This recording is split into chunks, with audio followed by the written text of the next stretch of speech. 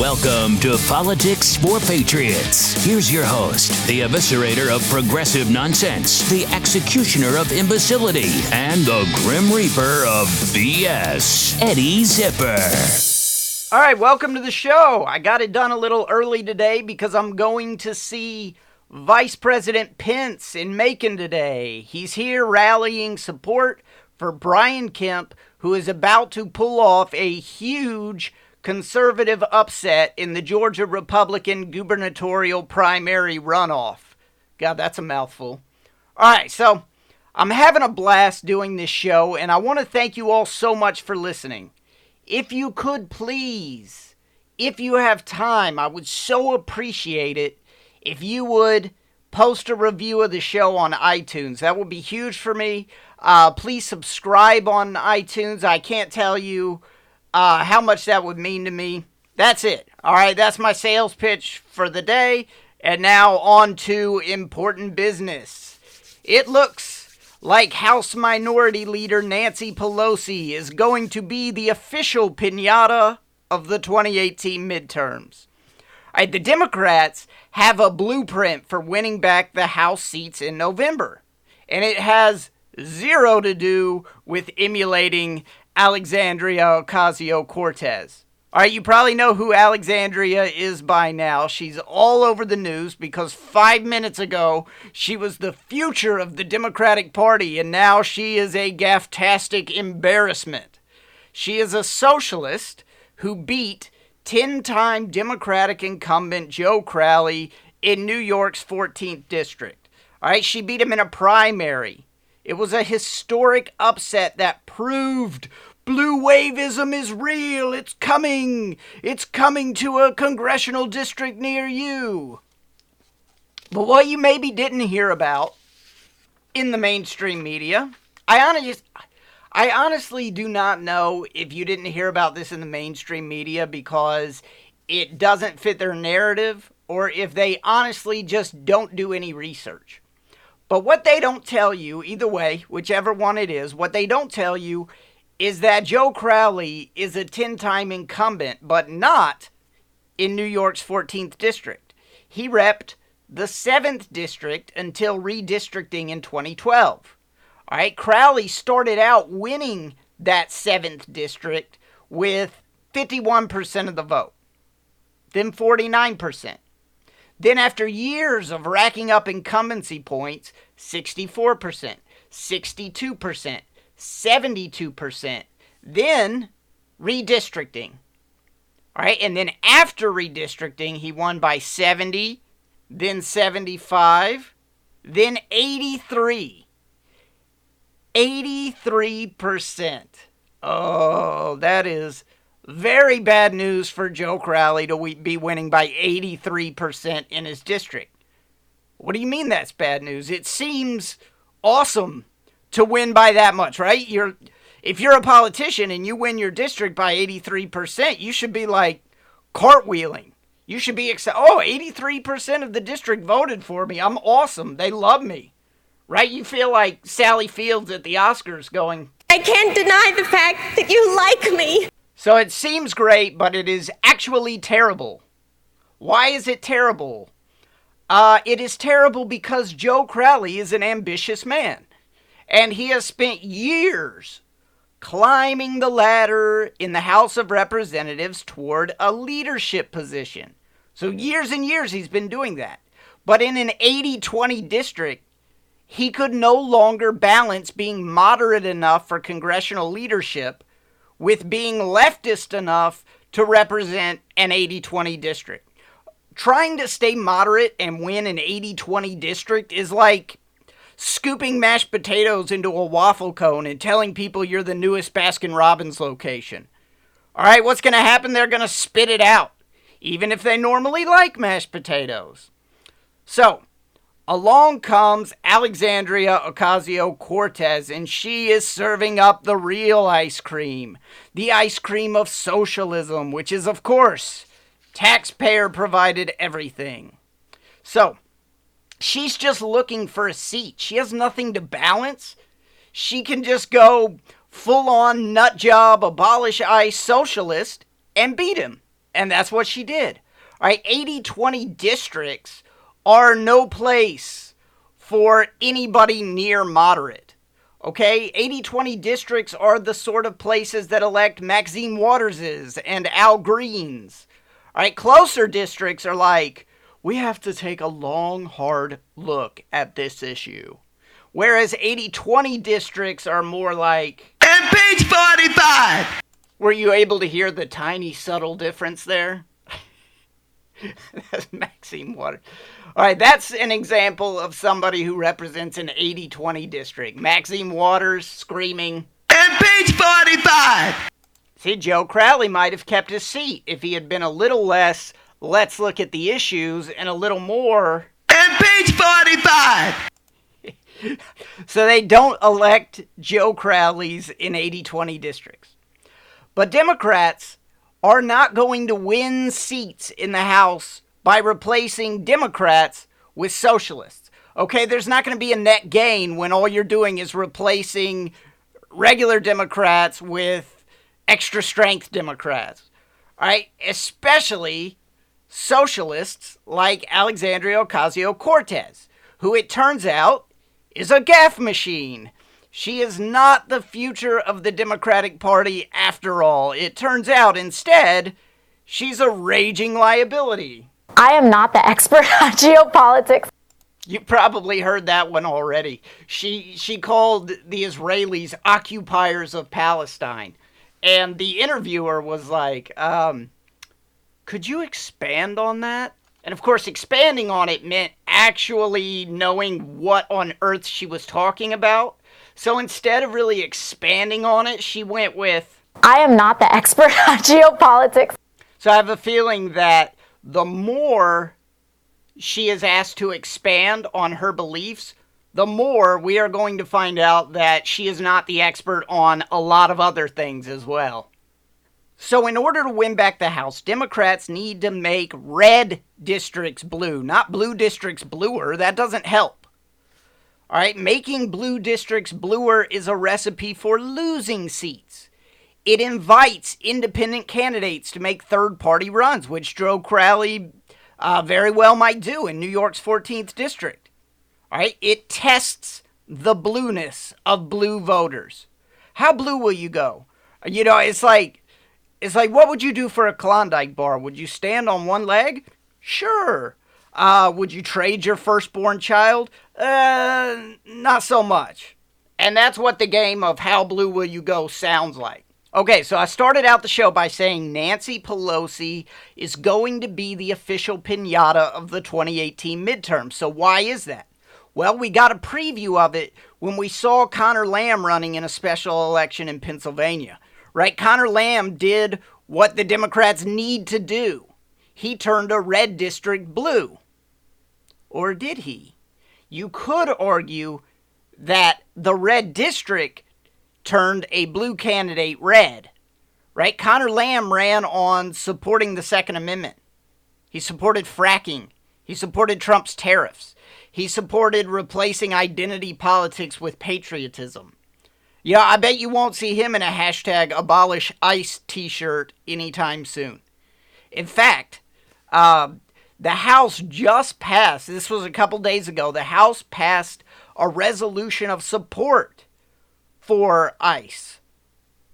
And of the 193 House Democrats that currently exist, only 18 of those Democrats voted in the affirmative to support ICE. And guess whose name was on that list of 18? That's right, the Great Blue Hope, special election winner Connor Lamb. So he may have turned a red district blue, but that is because he ran a red campaign. Most importantly, he threw Nancy Pelosi so far under the bus that it would take a backhoe to excavate her. My opponent wants you to believe the biggest issue in this campaign is Nancy Pelosi. It's all a big lie. I've already said on the front page of the newspaper that I don't support Nancy Pelosi. That's one of the ads that Connor Lamb ran during his campaign. I mean, is that what a blue wave sounds like? I already said on the front page of the newspaper that I don't support Nancy Pelosi. Maybe, maybe not. But that is definitely what we're going to see happening all across the country. All right, Republicans have won again and again by running against Nancy Pelosi. Now, all across the country, Democrats are going to try to win that same way. All right, here's a brand new ad from Kathleen Williams, who's running for the lone House seat in Montana. Montanans deserve a Congress that can get things done. Unfortunately, this Congress is stuck in endless dysfunction and partisan gridlock. Both parties are responsible. Paul Ryan is retiring, so Republicans will have a new leader. Democrats also need a fresh start. That's why I won't be voting for Nancy Pelosi for leader. This sentiment is coming soon to a congressional district near you. This is going to be everywhere. All right, so like I said, Nancy Pelosi is going to be the piñata of the 2018 midterms. This is going to pop up more and more as we get closer to November. It's not hard to see why Nancy Pelosi is persona non grata among Democrats.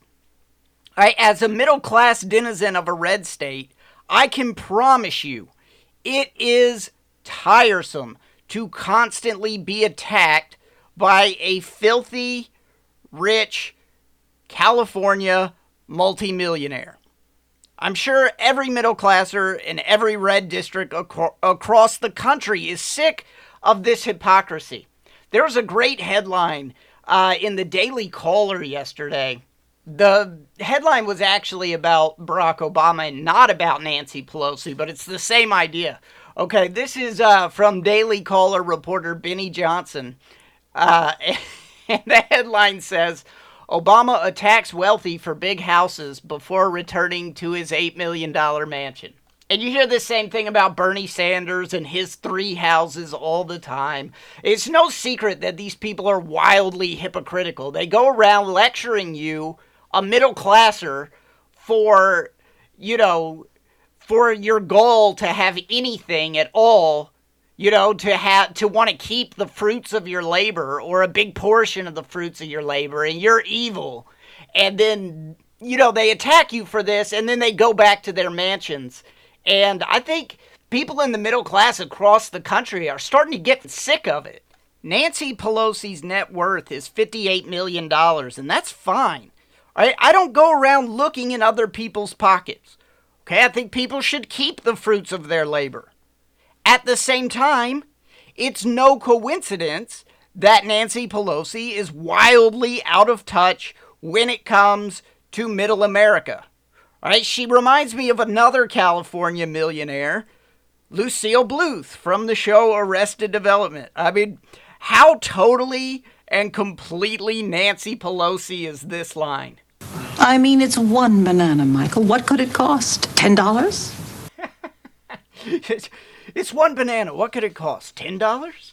That is so Nancy Pelosi. I mean, how much does that sound like this? Crumbs. It sounds exactly the same to me. I could hardly distinguish between the two. All right, and it's not hard at all to figure out why Nancy Pelosi is so unpopular. Since Trump became president, Nancy Pelosi has enabled the ultra-far left by pretending that every issue is the end of the world. Right? She's taking the resistance line on things. You remember this? This is Armageddon. She was referring to the tax cut bill. But, I mean, she really could have been referring to almost anything. I mean, they go over the top with this Armageddon hyperbole about basically every issue, and then they forget 3 days later, and there's some new thing that's Armageddon.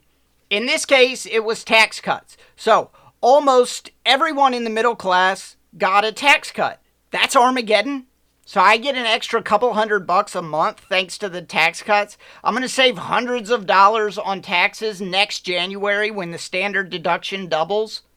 And that's when middle classers are really going to find out how awesome the tax cut bill is. Trust me. Democrats are lucky the midterms are happening before anyone gets to enjoy the new standard deduction. Right? But I don't understand why my crumbs, my couple $100 that I'm going to save, that I worked for, why are those the end of the world? Right? My crumbs are Armageddon?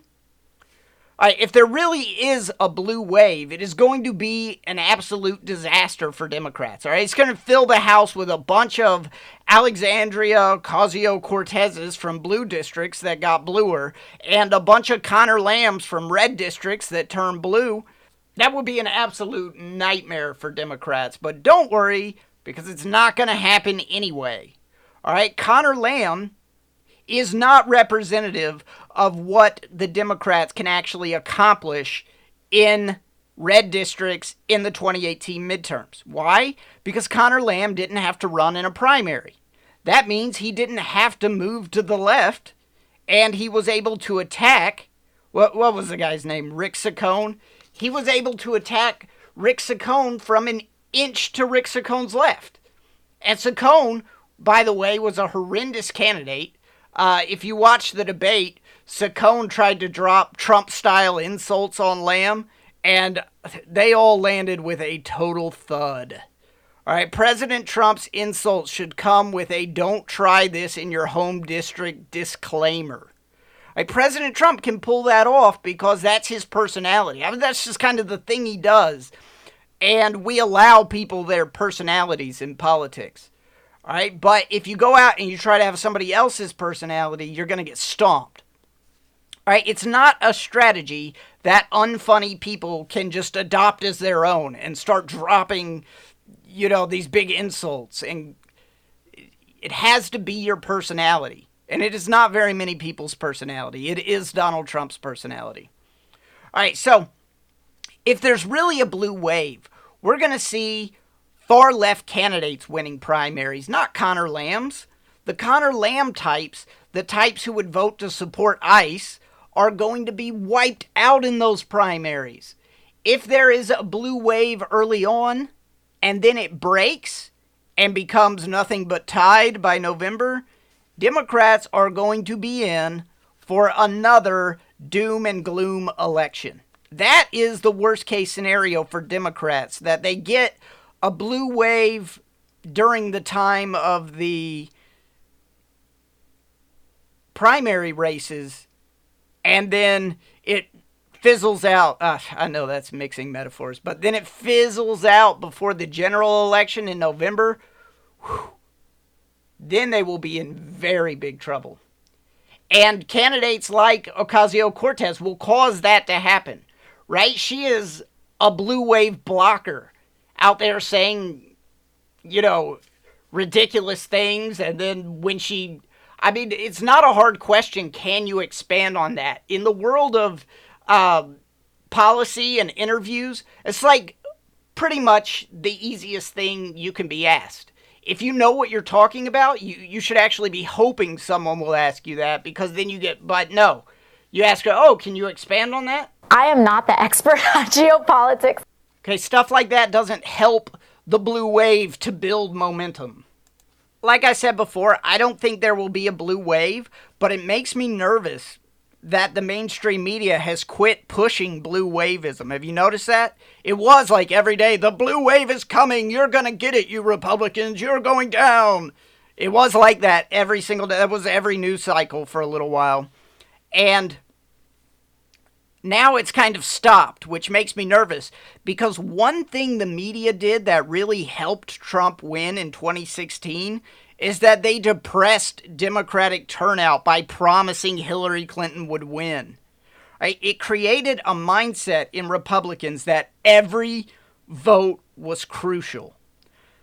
That if you wanted to stop Hillary, you had to drop what you were doing and get down there and wait a line and cast a vote, because the only hope was that everyone would go out and vote. Right? That was the only hope, is that every Republican, every single person who wanted to stop Hillary Clinton would go out and vote. Meanwhile, the mainstream media, in the minds of the Democrats, created a mindset like, hey, this is a done deal. They don't need my vote. I can just keep chilling. Right? I'm worried they learned their lesson about promising everyone a Democrat trouncing for months leading up to Election Day. Right? Because that's just, I mean, they create this idea that if you're a Republican, you better go vote. But if you're a Democrat, you can just keep chilling at home because this thing is in the tank. Like, it's done. All right, so I don't want to go too long today, but I want to focus on another thing from the Kathleen Williams for Montana ad that I ran. And that's the part where she talks about Congress. She complains about the partisan gridlock. And we are going to hear so much of that in the coming months. People running for Congress on the promise of ending partisan gridlock. Why? Because everyone hates Congress. A PPP poll from June had congressional approval at 6%. That is shockingly low. I mean, that is absurdly low. Only 6% of people can agree that Congress is doing a good job. Do you know how low that is? That is so low. If you want to compare it to something, 18% of people, that's 3 times as much. 18% of people can agree that, and this is according to a Gallup poll, so this isn't just made up. 18% of people can agree that the sun revolves around the earth. But only 6% can agree that Congress is doing a good job. So geocentrism is 3 times as popular as Congress. That's bad. I mean, that is crazy, crazy bad. 6%? Trump approval is like, when it's low, it's like 43%.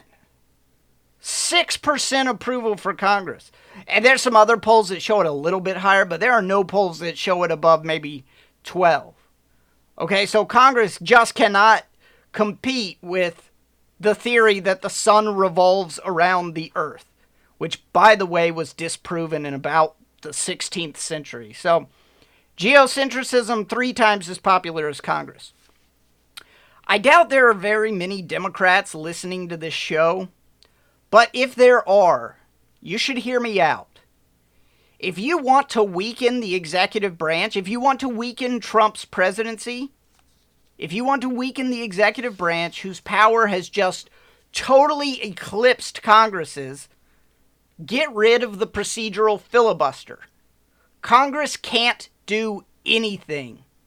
The procedural filibuster is the reason that the power of the presidency has become so great, right? That's what you complain about every single day. That's what the resistance is resisting, is the power of the presidency. Well, you can thank Senate Rule 22. And Senate Rule 22, that's the procedural filibuster rule.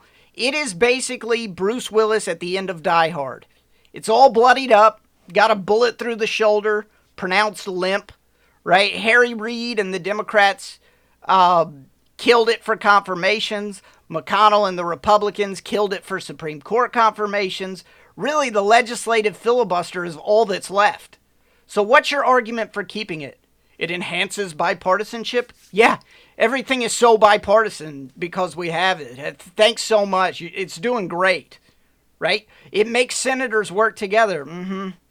Right? Everyone is running for office against congressional gridlock. But yeah, it's really helping senators work together. So really good arguments there.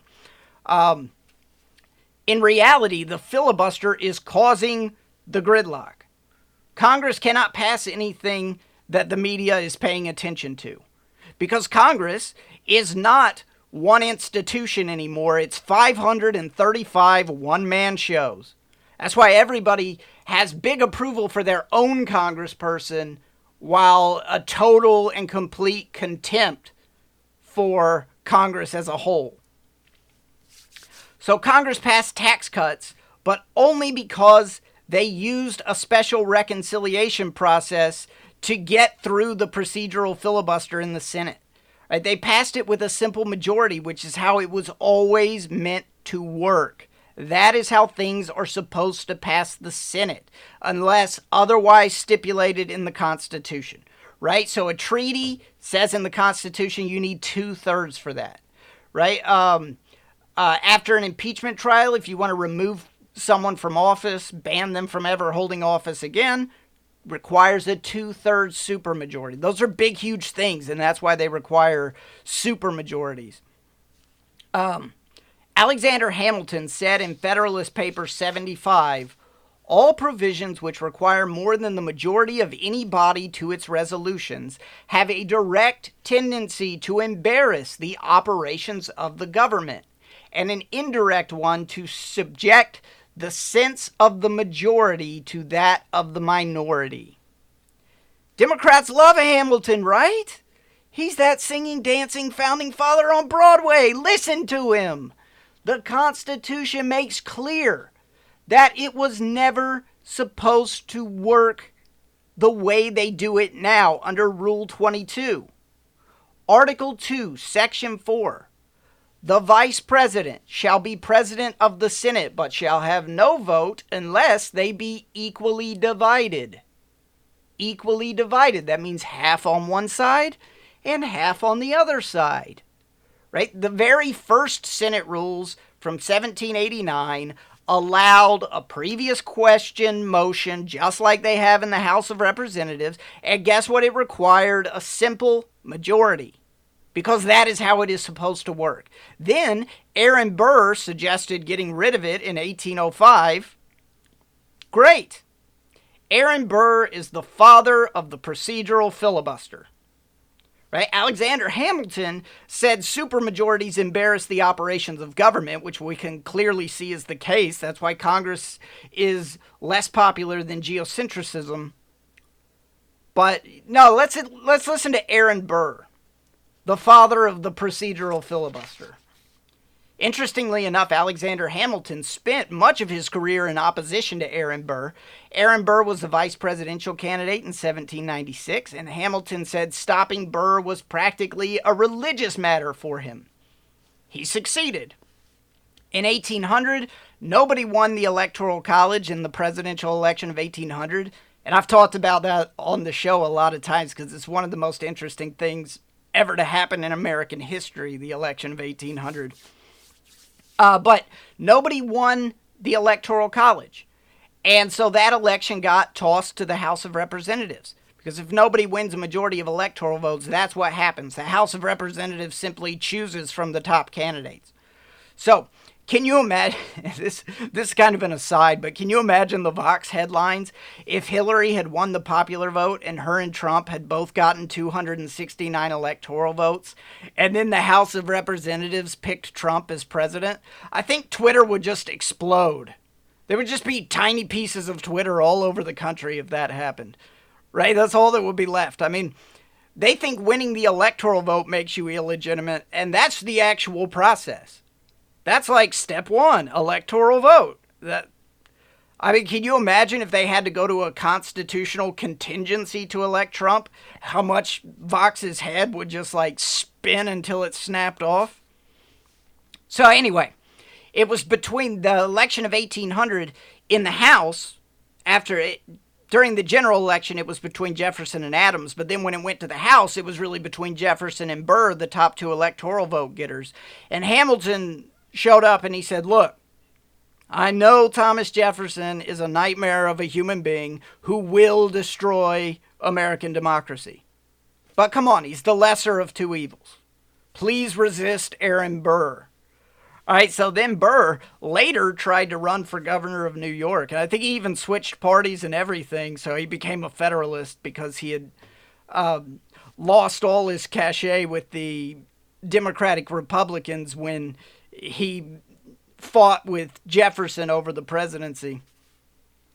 So he switched parties, and Hamilton still destroyed him and stopped him from becoming governor of New York. So Burr shot Hamilton, shot him in the stomach and killed him. Then later, Burr tried to raise an army to take over the Louisiana Territory. I'm not making that up. It's a real thing that happened. And he basically wanted to declare himself king of the Louisiana Territory. Then he tried to take over part of Spanish America, and, he wanted to basically declare himself king of that. So, a little bit of an opportunist there. He was tried for treason, but the threshold was too high to convict, but he was a traitor. He was seen as a traitor by it was bipartisan. So, all that about Aaron Burr. Why? Because now the Senate has spent 200 years slowly trying to undo the damage that Aaron Burr did when he suggested to the Senate that they get rid of the previous question motion. Started out 1789. All you would need is a simple majority. Then after that, there was no way to stop debate. There was no way to stop debate and move to a vote. Then it required 2/3. Then it required 3/5. Then it was undone for cabinet and lower court nominees. Then it was undone for Supreme Court nominees. So there's a long history of fighting back against this terrible rule that is just a nightmare. All this rule does is what Alexander Hamilton said it does, which is embarrass the operations of the government. All this hiding behind bipartisanship. No, it doesn't help anybody be bipartisan. It makes you have to buy votes from the other side. And I'm not talking about buying votes with money. I'm talking about, oh, well, if we can get you on board for this, then we'll give you that thing you want in that bill. You know, all it does is, that's why they love it so much, because it lets you barter for your special interests. If Democrats ever win back the Senate, and Democrats will never win back the Senate if they continue to be the kaleidoscope of nonsense party, but if they do, someday, they will get rid of the legislative filibuster. I'll be bummed about whatever legislation they pass. I'll be bummed that Republicans waited and let the Democrats do it first. But I will, and I promise you this, I will say good riddance to the rule. Just like Alexander Hamilton would if he were here today. And maybe the sequel to the Broadway musical will have a song about the evils of Rule 22. We should all just start calling it a Burr majority. Oh, we can't pass anything. It requires a Burr majority. Right? It requires a Burr majority to get legislation passed. It's the Burr rule. It's really working great, though. So it's done more to expand the power of the executive than anything else that I can think of. It has Congress sitting in a position where they wish they were as popular as geocentrism. And it gives us round legislation that it's inferior because it has to be squeezed into the square reconciliation hole, because that's the only way to pass anything. So anyway, I've gone on far too long today. Thank you so much for listening. If you enjoyed the show, I'd love if you would go to iTunes and post a review of it.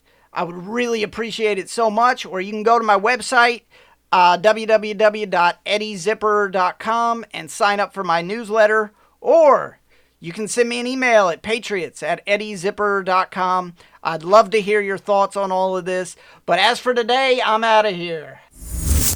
You just listened to Politics for Patriots with Eddie Zipper. Email the show at patriots@eddiezipper.com. And please subscribe.